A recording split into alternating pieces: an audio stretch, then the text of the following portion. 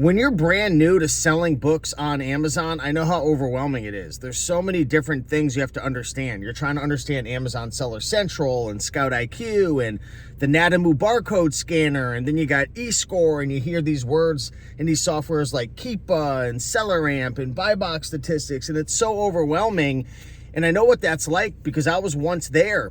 And you're thinking to yourself, you want to know what? I'm just going to start buying a bunch of books. Even if, I go to a library, or maybe there's, a flea market or a recycling company, and they want to give me 500 to 1,000 books. I'm not going to scan them. I'm going to just buy them all. I'm going to send them all into Amazon. And, even if it sells for $7, $8, $9, like, hey, it's free money. Wrong. In 2023, moving into 2024, you have to focus on quality over quantity, okay? Back in the day, 2015, 2016, you could sell books for $7, $8, $9, $10 and make good money. Disposal fees were really inexpensive. Long-term storage fees were almost like non-existent. Restrictions, the fees, everything, it was just in your favor, and it's gotten harder and harder over time. Now, does this mean selling books isn't worth it anymore? No. But if you're a brand new seller, not only are you dealing with, being a brand new seller, not winning the buy box as much, they're holding your money for an extended period of time. You have to understand, if you send books into Amazon that are only selling for $7, $8, $9, first of all, after fees, you're going to barely make anything. Secondly, if you end up sending bad books in that maybe take forever to sell or tank in price, or maybe you decide, it's not selling, I'm getting hit with storage fees after 6 months, like I want to return it back to myself, dispose of it, it could cost you $2, $3, $4, $5, $6. So when I coach new booksellers, this is the common theme of almost like 99% of them. I go into their inventory because they say their books aren't selling or their balance is negative, which again, your balance is going to be negative if you have a pro account and if you haven't sold that much, because again, they're going to hold a lot of your money as well. But I see this over and over and over again. And if you're a new seller, please listen to my words very carefully. Don't send everything to Amazon. Don't just send a book because it's $8, $9, $10, okay? You've got to make sure you're scanning the books, you're analyzing the books. If you're using Scout IQ, Scoutly, whatever, you're looking at that eScore, how many times it's sold within a 6-month period. You're looking at the sales rank, you're looking at the profit. But the big thing is, most of these booksellers, they have 50, 100, 200, 300 books in their inventory, and a lot of them are junk. And what do I mean by that? They're selling for like $7, $8, $9, $10, right? And then you go into their Amazon Seller Central, and they're like 5th, 6th, 7th, 8th, 10th in price. Matter of fact, I want to give a big shout out to one of my coaching students, and I'm not picking on her in particular, but I did have a coaching call with her recently. Big shout out to Faith. She was awesome. Loved her energy.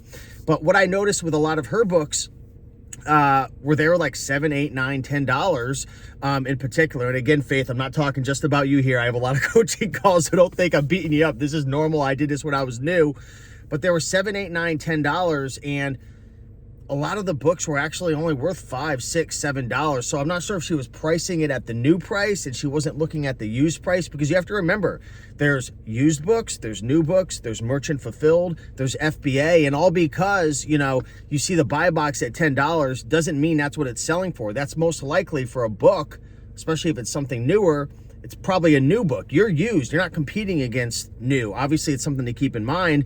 But how do you price a book? You look at the market. It's all about comparable sales. If you're FBA, you look at where the used FBA market is. Okay, maybe they're starting at $14 each, and then maybe merchants are at $11. That's fine. Let them do what they're going to do. They're not your competition. And you price it comparable, usually first, second, third, fourth in line, depending on the sales velocity.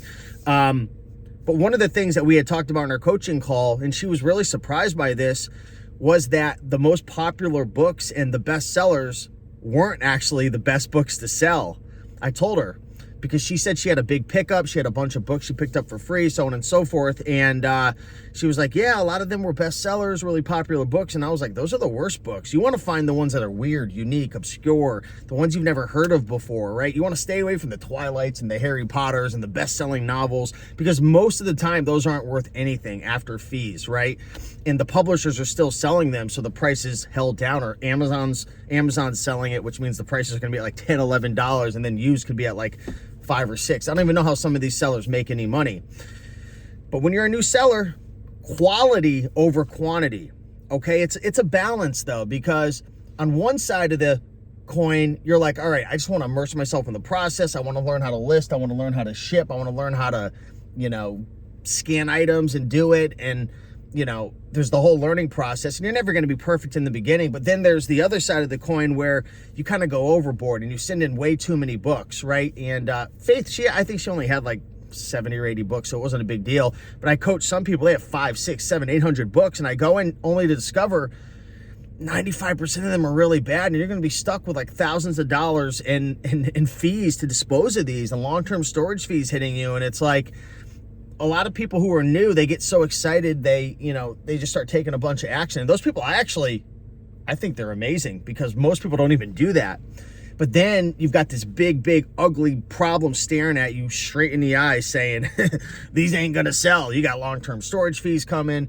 Your prices are just way out of whack because you didn't really learn how to price correctly, so on and so forth. So really, you wanna make sure to take action, but don't go overboard. Like, learn about eScore, right? Learn about sales rank. Learn about how to price a book correctly based on the competition, not just based on what you see on Amazon. You have to look at the market. Where's merchant prices? Where's FBA?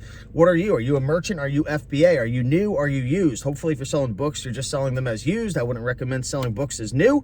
And you want to price competitively. And, in real estate, a lot of times real estate agents will price a house based on comparable sales. They'll look at the market and they'll see a house that's a 3-bedroom, 2-bath, 2,000 square feet in a specific neighborhood. They'll find comparable houses that have sold, and then they'll price it typically, in that area, and then take into some other considerations. You want to do the same thing with a book, okay? So hopefully this video helped. This is the most common thing I see all the time with new sellers, the ones who take a lot of action. They end up buying a bunch of junk because they never really learn how to analyze and price books correctly. So take your time,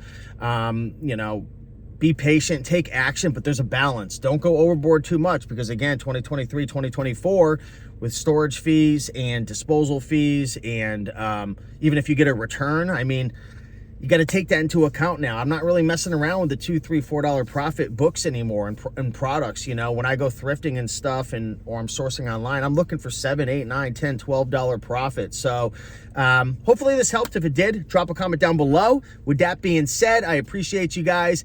Much love. And for anybody who wants any additional help in coaching, check out resellingfreedom.com. That's the coaching program that I have with seven other coaches.